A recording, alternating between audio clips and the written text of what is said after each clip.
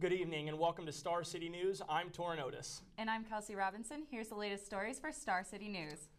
Well, the 4th of July is officially here as families from all over the country take to the roads. Kelsey, are you going anywhere for the 4th? Yeah, I'm actually getting to go home for a little bit, see my family. Are you doing anything? I'm just going back to Omaha to spend some time with my mom. Are you flying or driving? I'm going to drive back to Chicago and then end up driving back to Wisconsin. Oh, well, I would say that driving is definitely my concern, and our own Lorena Carmona is live in the newsroom with more. Thanks, Amanda. And like she mentioned, the fireworks won't be going off until 10 tonight, so there's still plenty of time to get out there and enjoy the rest of the day.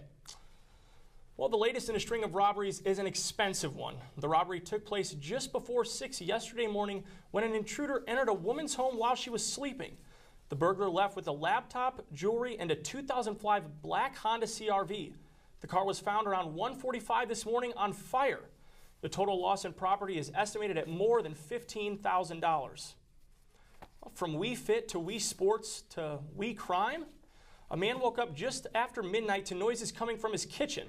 He found two men in his home and was struck in his face upon confronting them. The weapon of choice? Yeah, a Nintendo Wii gaming system. The console was found just outside the patio doors with blood on it. Police say in both robberies, doors were left unlocked. With a project to improve air quality at nearby national parks. Last month, the EPA announced it would reject the plan and replace it with a federal plan that Basin Electric says could cost $600 million. Basin Electric and the state of Wyoming have asked the EPA for a public hearing and extension on implementing the federal plan. Hearings have been set for July 17th in Cheyenne and July 26th in Casper. People can submit public comments to the EPA by August 26th. A large oil deposit was discovered in western Nebraska last month that sparked a new project. After Australian company Black Star Petroleum said they found what could have been millions of barrels of oil, Earthstone Energy Inc. began drilling a well in Cheyenne County. Within the next year, they expect to have a total of 3 wells reaching about 1.2 miles down. Thanks, Brian. Egyptian President Mohamed Morsi is officially out.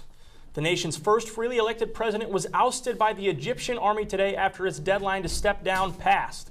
The Egyptian defense minister said the military had taken steps not to seize power for itself, but to ensure confidence and stability are secured for the people.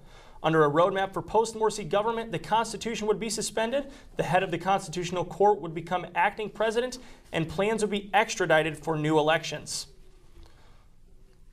While Aaron Hernandez's fall from glory continues this week, Bristol County Sheriff Thomas Hodgson denied the former New England Patriots star from marrying his fiancée, Cheyenne Jenkins, while he is jailed on his murder charge.